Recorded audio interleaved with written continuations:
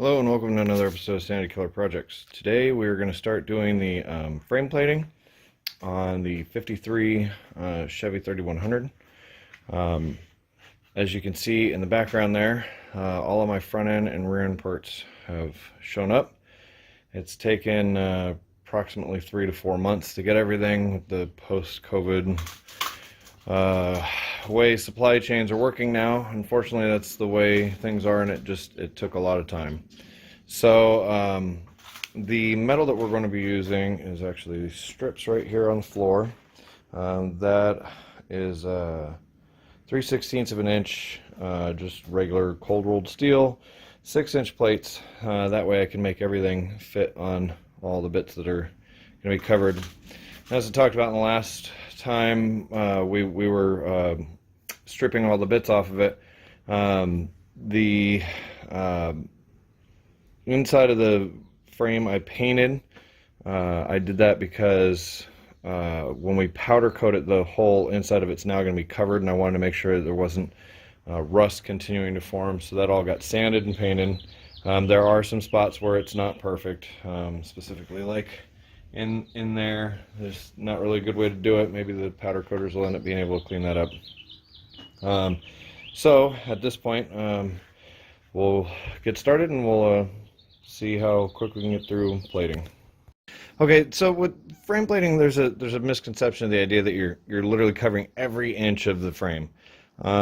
You do cover most of it, and you can get fancy with it, and we will as we go on. But for a first piece, what we're going to do is you just take some sort of flat stock bar, something that's straight, and you lay it underneath the section that you're going to do. In this case, I cut a piece at 69 inches.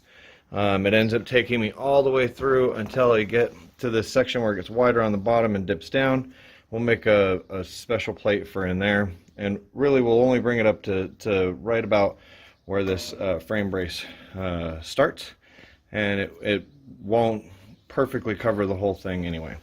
So with it like this, what we're going to do is we're going to take a marker, and we're going to take off the excess that's sitting up along the top right here. We'll mark it with a pen, grease pencil, chalk, whatever it is you like, and then cut this off. But you also have to pay attention with this too, because you see how the frame is smaller here, but it's also smaller on the bottom down here. So there's a section down here that'll taper off, and that'll be part of the cutoff also. So you basically just take it and mock the thing up like it's going to be where it's going to be with clamps. And when I go to weld this in place, it'll look something like this. So the first thing we're going to do is trim it to fit. Okay, so a lot of little things have happened, but each of those things takes up time and is time consuming. This process doesn't go super quickly. This is one plate. It's basically ready to go in, but I've cut the tops and the bottoms where it needed to be, and then I've chamfered the edge of the weld space, and then sanded back a little of the rust along the edge so to not allow impurities into the weld. I can show it better on this side. See, there's a bevel cut. This thing will focus. Doesn't look like it wants to that close, but there's a beveled edge right along here, and there's a little bit of material removed back, and then the front edge is cleaned up. All the purposes of the sanding on either side is to allow the weld not to get inclusions from the oxygen or the oxidation in the weld as you put it in. So this is what this ends up looking like with the metal plate off of it. The metal plate also along its edge is beveled also to accept the weld material as it goes into it. So next thing we're going to do with this long plate is start stitching it in. Okay, so at this point we're tacked all the way down and on the bottom. Now we have to actually stitch. I'll show you about how big the stitches end up needing to be. We'll run a couple passes just to show how this goes, and then I'll show you once it's all done. So You want to start and just give yourself about a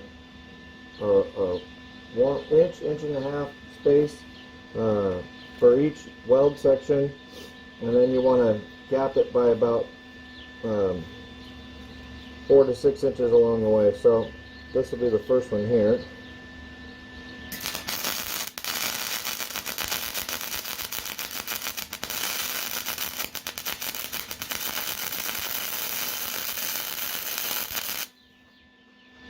It's like a 1 inch pass.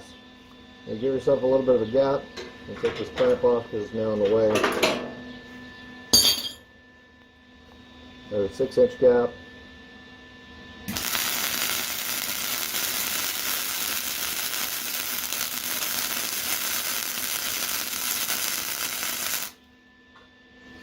And we'll just do that all the way around. Okay, so here's the 5'9", 69-inch piece. It has about 20 welds on it. Like I said, you can be real precise with this. You can be not so precise. As long as you have enough on there to make sure that the welds are deep, they're through, and they're not going to break, and that the plate is secured long term. That's what you're aiming for. Like I said, you can get real pretty with it, you can get real fancy with it. I used a MIG welder, so that right there tells you this is not going to be the super prettiest. But you know, like that is a weld, and that will hold. All of these are. So now I got to start making the plate for the other side, and then once I get done with that, we'll start working on the front up there. All right, as you can see, the driver's side plate is now in. So what I'm going to do is I'm going to make some little almost 9-inch pieces for either side here. So what I'm doing is I think I'm going to run it along the top, on top of that little saddle there. So what I'm going to do is I'm going to take this plate and I'm going to set it to where it's through that cut, so that plate is all one piece, and then I'm going to take off this piece along here. Okay, so then I'm going to draw from the other side this bit, and that makes a plate that looks like this. So this guy will end up sitting in here like that, and then I'll weld it flush on the bottom, putting the bevels on it, and then I'll weld it down to this portion here, and then put passes on the top, like I had with this, bevels and passes down in it, and that will allow this to act like a flare. That'll end up reinforcing it as well, instead of having to make some crazy plate that goes over that way. So this one's for this side, the other one I haven't marked yet. This is going to be the one for this side. That also still gives me space in here to get things in, and then on these bigger plates eventually I'll have to put some holes in it, and we'll get to that later. Okay, so here's those plates installed. I put about 5 welds on them, 2 on the bottom, 2 on the top, and then 1 to connect it to the other plate. Did the same thing on the other side. Okay, so you'll notice a lot of my welds have grind marks on them. I'm not grinding the welds to flush them off. I'm not a welder every day, so I'm grinding them just enough to make sure there's no oxygen inclusions, air bubbles, pockets. I want to make sure the welds are down and through, so I'm literally just going over the top of them a little bit to make sure that the weld actually took and has taken as well as I expect it to. So now that I've finished the frame plating on the front half of the frame, everything back here gets a little bit more tricky. Everything ends up turning into a bunch of plates. I'll end up going through it, but most likely it's going to be like a plate that goes straight to about here, and then we get an angle piece that goes up, and it'll end up flushing off around here, and then another piece that's going to go that way, and then another flat plate, and then probably a short plate back here before we get into where the back attaches on. This is going to be a quite a bit of plates. For a small area. We've already covered about 6 foot of the front of the frame, so that's the important part. That's all done and buttoned up. So starting on the back portion of the frame, it's going to take about 4 plates on each side to get through to the back cross member. As you can see from the front, I just made a straight line on that last patch piece over there, and on this I have a Z-cut. The reason why I didn't do it up there is because there's going to be a cross member either in front of it or on it or just behind it. It's not really necessary, but this is actually the more correct way to weld up stuff on the frame because of the fact that you don't want just a straight line, or too much twisting force can end up breaking it. So what I did is I made 2 identical plates with Z-cuts that go just to the base of the first upturn radius where the axle assembly sits. Alright, well, it seems that I just got back into the next section that we're going to put in. It's actually been quite a while. I actually put this project down for a little bit because I got busy with some other things. But that first piece is down there and in. I've made this piece roughly about 24 inches. It's not quite going to sit where it's at because it's a little lower than it needs to be. This piece is going to lay right up into here. I'm going to match the angle on that side, and then I need to cut off the excess in the areas where it hangs over, and then I'm going to do a Z-cut again, but this Z-cut is going to go the other direction, and it's going to come up about the middle of this this arch, and that will end up completing the second one. So this piece is actually going to look like a jigsaw puzzle piece. These take a lot of time to make because everything's custom set. Alright, here's the plate you're getting ready to go back in. As you can see, I've cut to match the angle over here, and I've made a new angled 45 Z-cut through here. I'm going to tack weld this one in place. I actually made one with the same measurements, but messed it up on the back of this.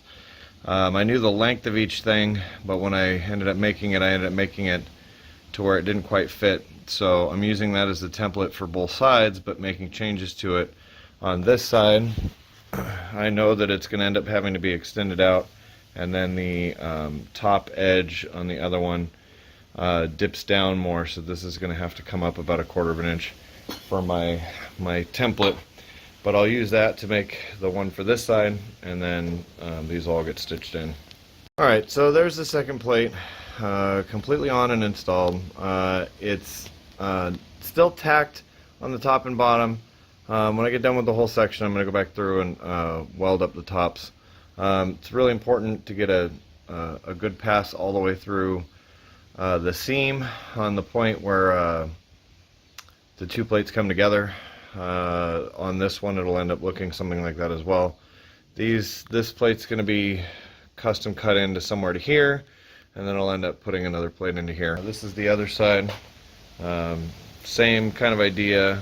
This one's a little bit taller this way, so I ended up having to change the angle a little bit to make it come up more, and then again, full weld down through the side. So next we'll be putting in the plate in there. Okay, so I'm sparing some of the details of some of the boring part of making the next set of plates. This is the plate for the next section as it's getting ready to go in. There's going to be one more plate in here. This piece by itself took about 2 hours to make. I've got a copy of that one on the other side that's going to go in also.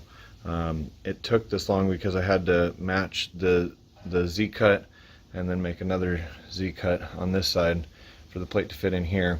Then this one will finish flush. So when I make them, I make 2 plates at a time. This is the one for the other side here. It looks very similar to that one. Any extras I just cut off, and then I'll have to make the Z-cut on the front and the Z-cut on the rear to match the back. The notch on this plate is for the brake line mount that's going to be staying in place. So this one still needs some cuts on it. Also, this one that's on is V-cut on the outside edges for the plates to match up while welding, and then it's V-cut on the inside for where the welds are going to go on the top and on the bottom. So this one will get tacked in. The next one I still have to do some work to and put that one in. Alright, there's the passenger side all in and cut out for the brake line where the rear end's going to come down through. Then this is the other side. It's all welded along the top. I still have to flip the frame over and weld everything on the bottom. Everything's just tacked on the bottom. Okay, so for the last set of plates, I just installed them. It was easier to do that. We've already seen enough examples of me cutting them and putting them in. So both of them on both sides are done. I've decided this is the point where I'm going to stop, because down in here is actually where the back bumper mounts in, so I'd have to be able to get access to the bolts back here. If I did put a plate, it'd be a little 1.5 inch plate. There's no reason to do that. So at this point, the frame is plated all the way down on both sides. But the one thing that is not done is I need to flip the frame over and weld at least 1 inch strips at all the tack welds. You don't have to weld all the way through the frame. It looks pretty if you're a really good welder. As you can see, my welding is not super pretty. My welding is functionally sound, but it is not the greatest looking. So if you're going to do this, make sure you at least know the basics of welding and how and why it's doing what it's doing. If you don't know how to do that sort of stuff, your welds are going to be even worse than mine, and your plates will pop off. I at least know the basics of welding and what my MIG welder is doing and not doing. So make sure you at least have some experience with that before you decide to take on a project like plating your frame. With that, that's going to be it for this video. Next, we will be installing the front end assembly in the next video, and then most likely the rear end assembly in the video after that. Please make sure to like, share, and subscribe, and we'll keep making more videos. Thanks for watching.